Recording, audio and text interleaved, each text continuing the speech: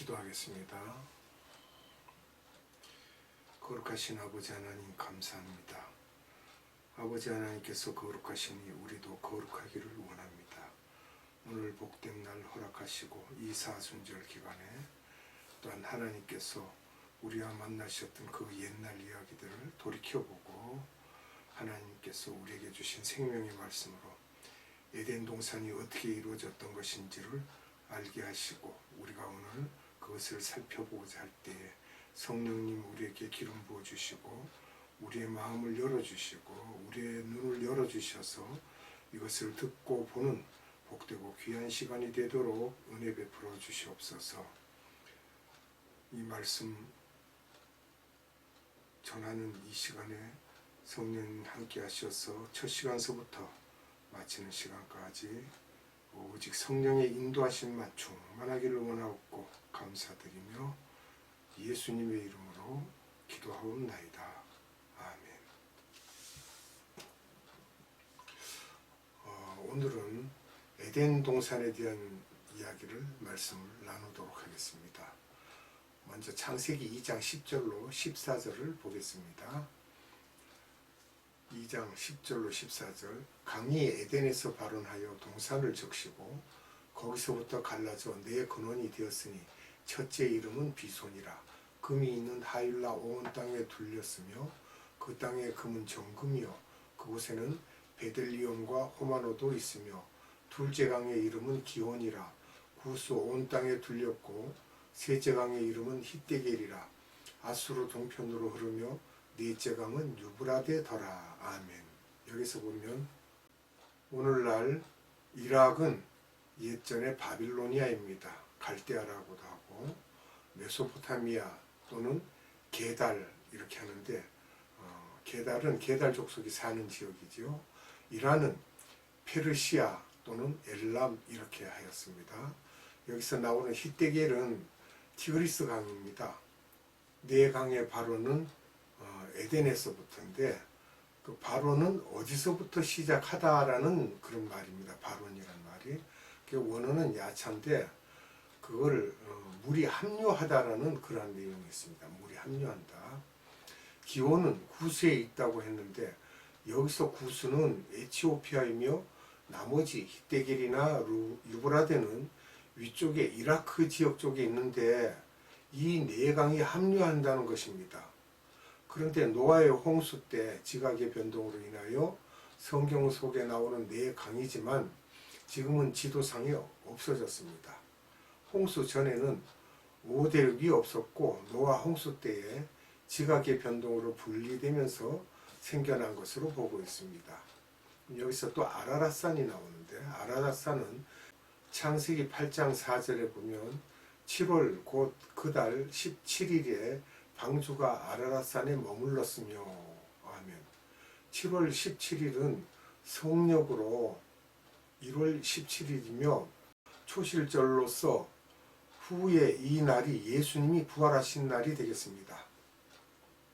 홍수가 끝나면서 아라랏산에 방주가 올라앉았다는 것은 죄의 심판이 끝나고 예수님을 믿는 사람들이 구원을 받는 것임을 말하고 있습니다.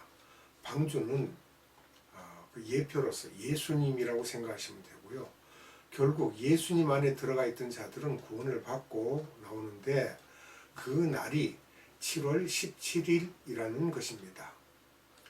여기서 이 두 강, 즉 유브라데 강과 티그리스 강인데요. 이 두 강이 합쳐지는 삼각주 지역이 옥토입니다.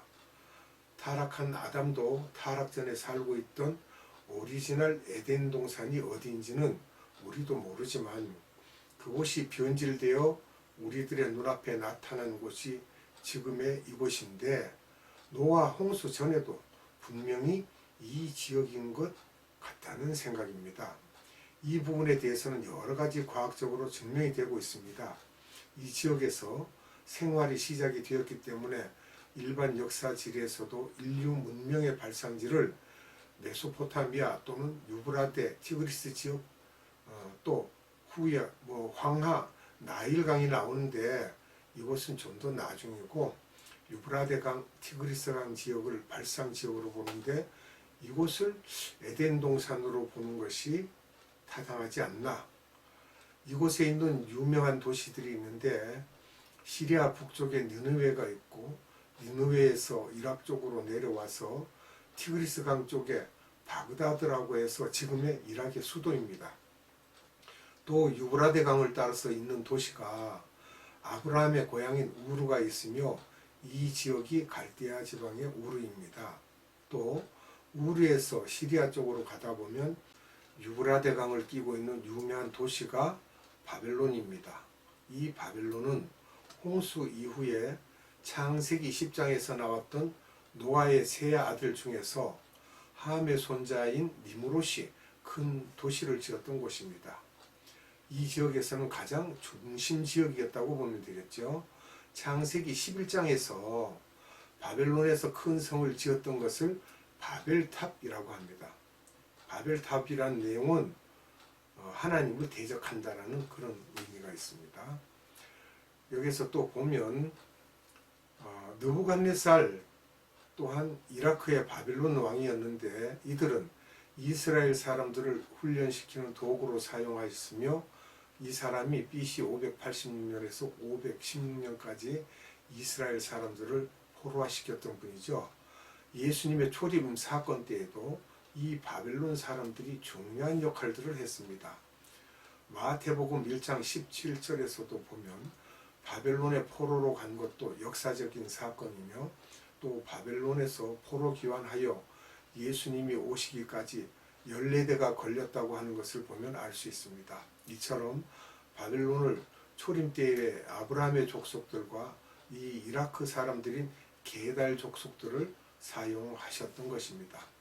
항상 하나님의 구원 계획의 드라마 속에서 아브라함은 주인이었고 이 게달 족속인 아랍 사람들은 조연급으로 사용하셨던 것입니다.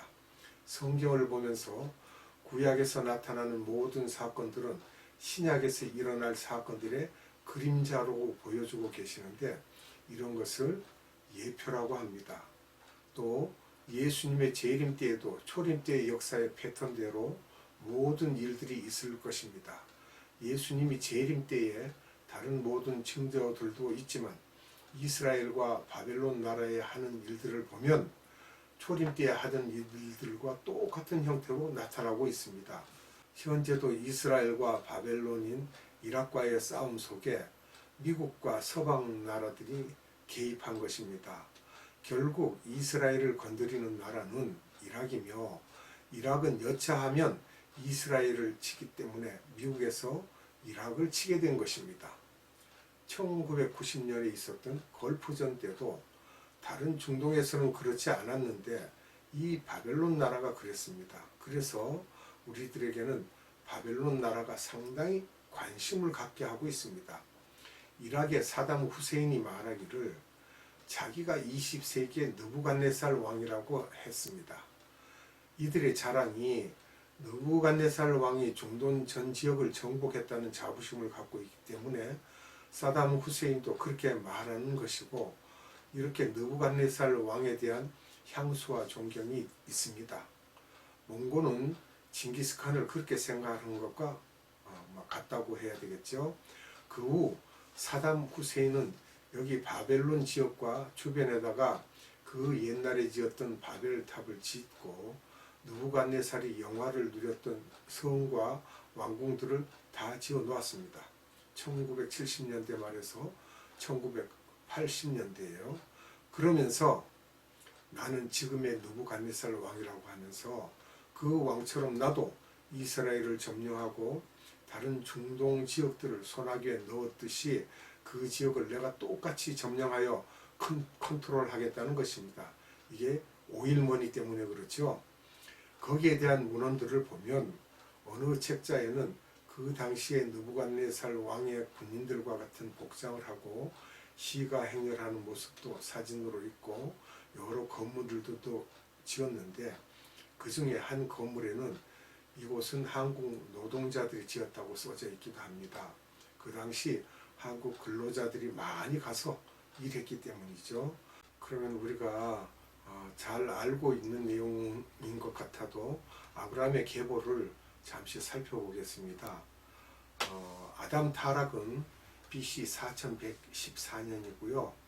에녹은 3492년입니다. BC예요. 아담 타락으로부터.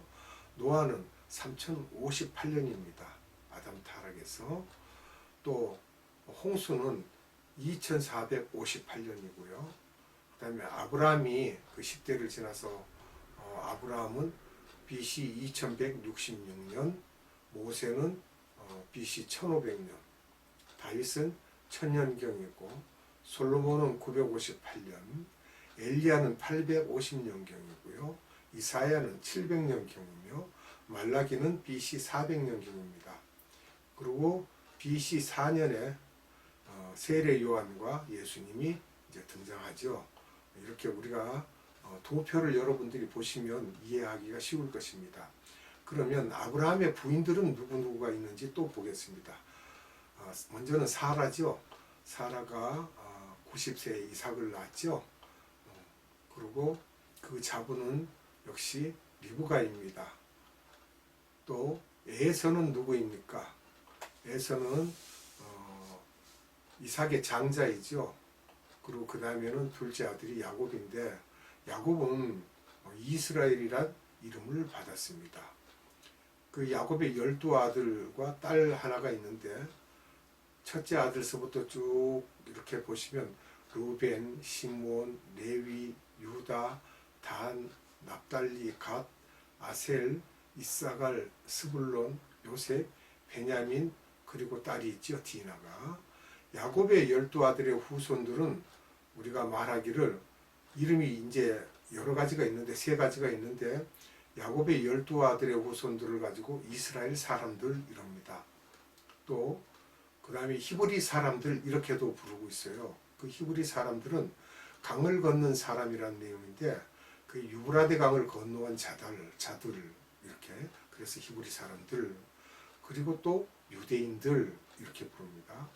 그리고 야곱의 12아들 중에서 넷째 아들인 유다를 통해서 1000년이 지나면서 다윗이 오고, 또 1000년이 지나면서 예수님이 이제 오신다는 것을 우리가 알 수 있습니다. 두 번째는 하갈입니다. 하갈은 이스마엘을 낳았죠. 이스마엘은 하나님과 대적했다는 뜻입니다. 하갈이 애굽 여자입니다. 그도 12아들을 낳았는데, 여기서 보면 느바옅, 게달, 앗부엘, 밉삿, 미스마, 두마, 마사, 하닷, 데마, 여둘, 나비스, 게드마, 이렇게 12아들입니다. 여기에서 이제 둘째 아들 게달을 통해서 느부갓네살 왕이 등장합니다. 느부갓네살은 게달 땅의 왕으로서 바벨론의 BC 500년경에 통치했던 사람입니다. 오늘날의 사담 후세인도 이들의 후손입니다. 그래서 사담 후세인이 20세기의 느부갓네살 왕이라고 합니다.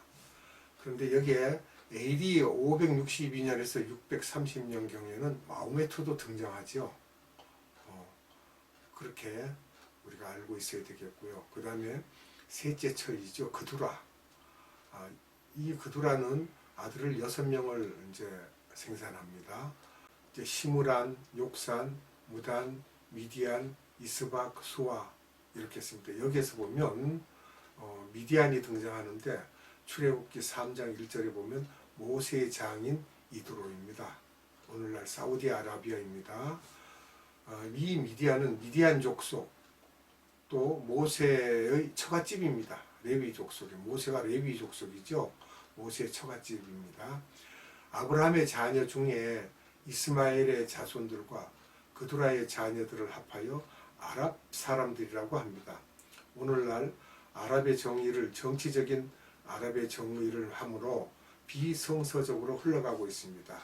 성서에는 그렇게 되어 있지 않는데, 오늘날 정치적으로 아랍의 정의를 아브라함의 자녀가 아니라 해도 중동에 있는 사람들과 이슬람 종교를 믿고 있으면 아랍으로 통칭을 하는 것은 비성서적이며, 아브라함의 후처인 하갈과 그두라의 자녀들을 일컬어서 아랍이라고 해야 됩니다.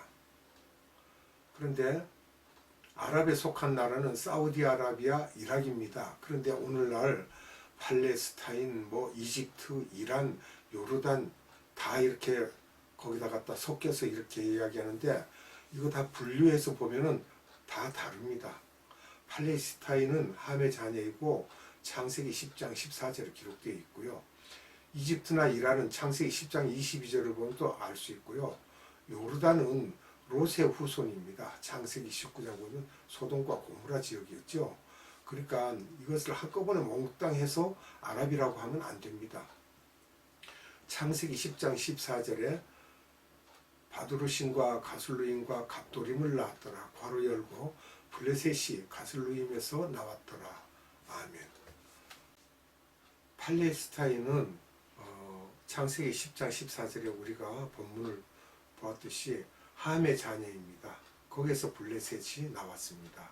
또 창세기 10장 21절로 24절 셈은 에벨 온 자손의 조상이요 야벳의 형이라 그에게도 자녀가 출생하였으니 셈의 아들은 엘람과 아스루와 아르박삿과 룻과 아람이요 아람의 아들은 우스와 훌과 게델과 마스며 아르박삿은 셀라를 낳고 셀라는 에벨을 낳았으며 에벨은 두 아들을 낳고 하나의 이름은 벨렉이라 하였으니 그때 세상이 나뉘었으며 벨렉의 아우의 이름은 욕단이며 아멘.